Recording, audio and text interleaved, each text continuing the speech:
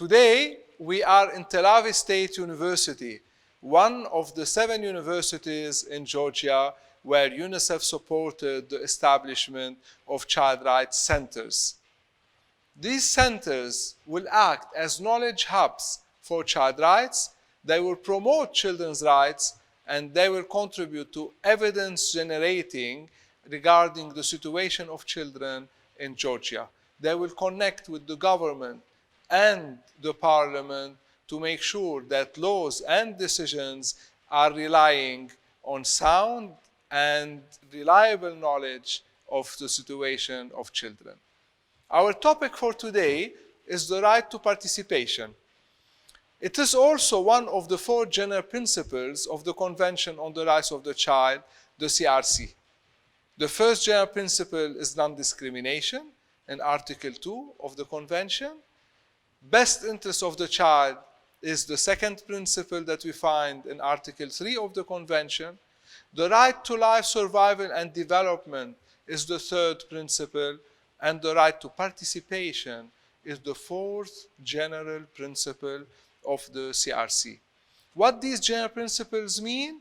They mean that no country can make any reservation against them, and that they should be the guiding principles when programming for children and when dealing with children.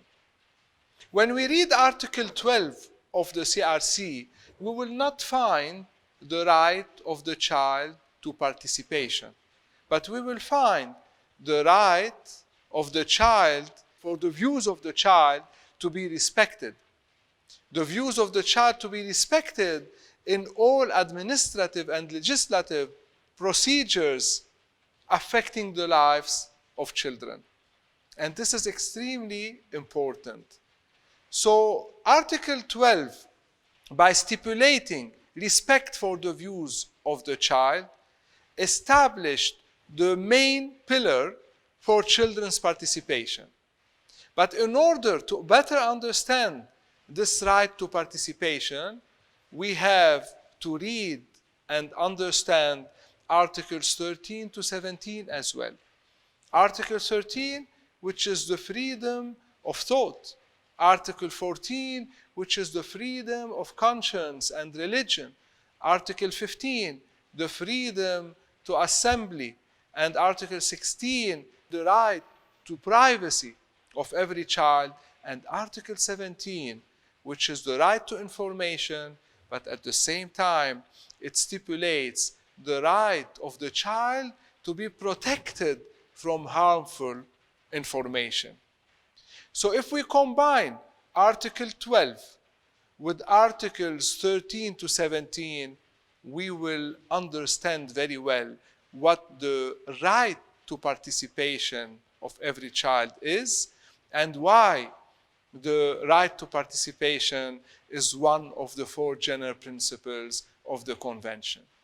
I would say Articles 13 to 17 constitute the right to empowerment of every child, the right of every child to be empowered by the family, by the school, by the society. Because if the child is not empowered, how come that child would be able to form a thought? How come the child would be able to develop critical thinking?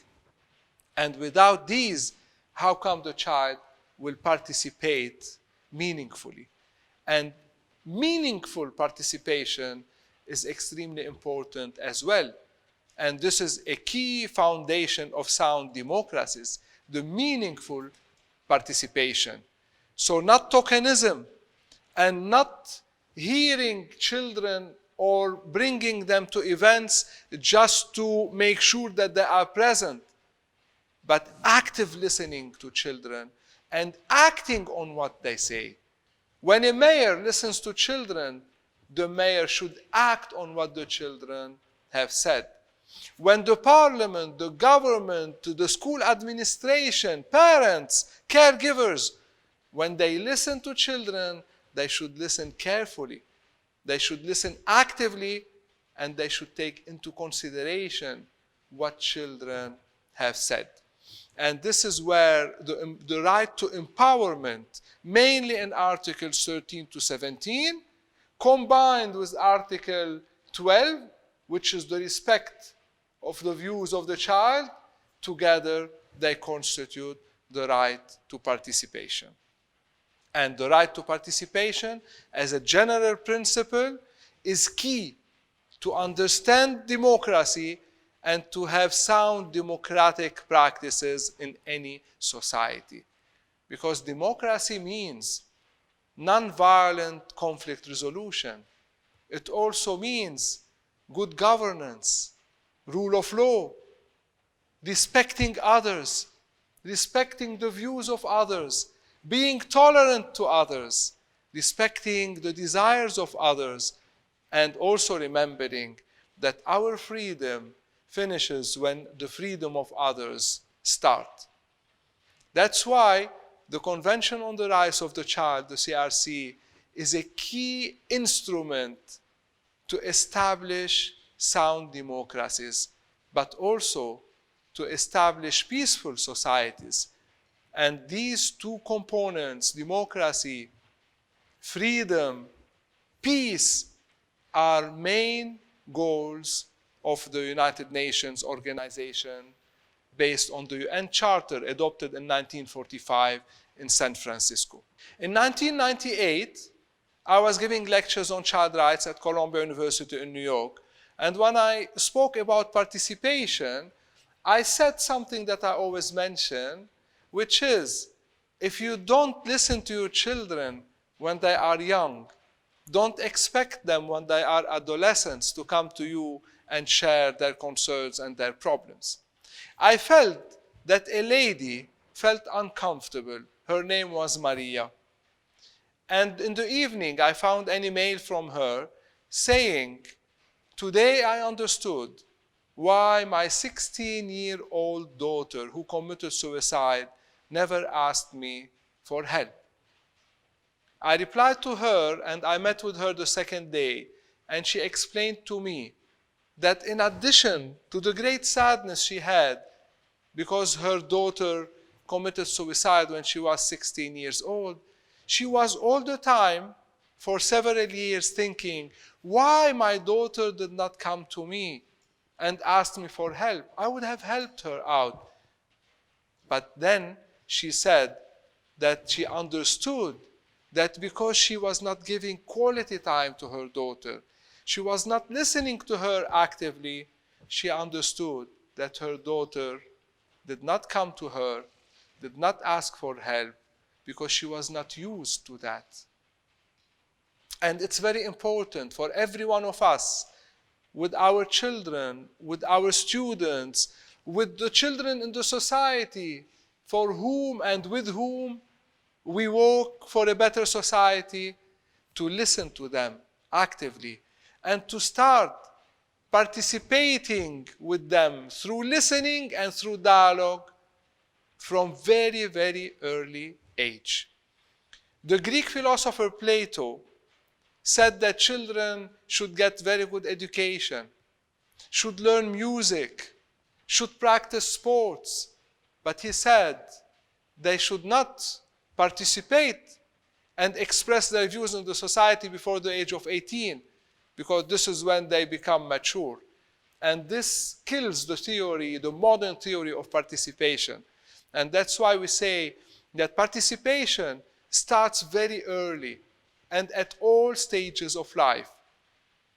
But the Convention on the Rights of the Child acknowledges also in Article 12 that this grows with the age and maturity of the child. But many people deny children the right to participation because they say that they cannot make decisions. They cannot make decisions on behalf of the family. They cannot decide on the curriculum. They cannot decide what the city should have in terms of projects. But this is not true. This is false. Children should participate in various forms, starting from listening to them to dialogue, showing respect all the time, and with age and maturity, they will be able to make decisions more and more and to contribute more actively to the society. As a summary, I would say that the principle of participation is key to child rights, but also is key in human rights and is key to establishing democratic societies. When children learn how to express their views in a non-violent way, when they learn to respect the views of others through respecting their views as well, when children learn how to resolve conflicts in a non-violent way, they would be learning how to contribute to a peaceful society. And this is one of the core objectives of human rights. In this, the Convention on the Rights of the Child connects extremely well with the Universal Declaration of Human Rights adopted on 10 December 1948. It also connects to other instruments, international law instruments, and this has to be translated very well in national legislations. All state parties to the Convention on the Rights of the Child who ratified the Convention should respect and should promote and should empower children to be able to participate fully in the family, at school, and in the society.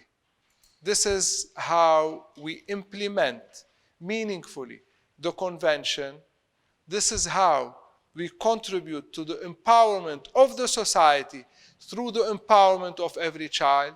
This is how we make education much more beneficial to every child when teachers respect the right of children to participate, and the learning operation becomes a much better experience for children, for teachers, and for the school management.